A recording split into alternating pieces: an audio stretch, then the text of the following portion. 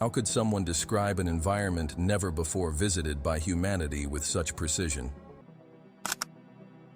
Within the discrete walls of military facilities and secret research institutes, a new category of agents emerged. Not those wielding weapons or codes, but individuals possessing the strange and silent ability to see without eyes, hear without ears, and access information without physical contact. These were the official seers of the United States government, a term that, at first glance, might sound like the title of a work of fiction or a conspiracy theory, yet it appears in declassified records as a legitimate operational designation.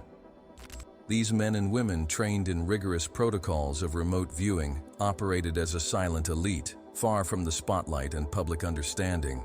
The selection process for this group was conducted with utmost care, seeking not only natural abilities but also emotional stability, mental resilience, and above all, an openness to phenomena that conventional science had yet to explain.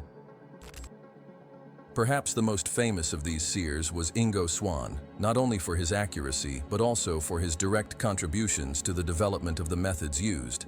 Swann was a sensitive artist as well as a sharp thinker, understanding that consciousness was not an isolated phenomenon in the brain, but rather an extension of something greater. He believed that the human mind had an innate ability to transcend time and space, and his results in controlled tests challenged even the most skeptical. One of his most remarkable achievements was his extraordinary description of the atmospheric and geological conditions on Jupiter, information that would only be confirmed years later by NASA's probes. This left scientists at the SRI baffled. How could someone describe an environment never before visited by humanity with such precision?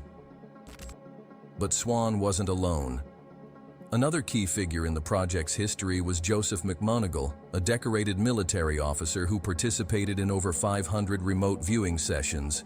He was one of the first to apply his skills to real missions, targeting Soviet military assets, nuclear facilities, and counter-terrorism operations. In one of his most striking accounts, McMoneagle described a secret submarine base in Russia, providing details that were later confirmed by satellite imagery. The impact of this session was so profound that it prompted American intelligence sectors to reconsider the security of their own bases. If someone could access this kind of information solely through their mind, then no structure was truly safe.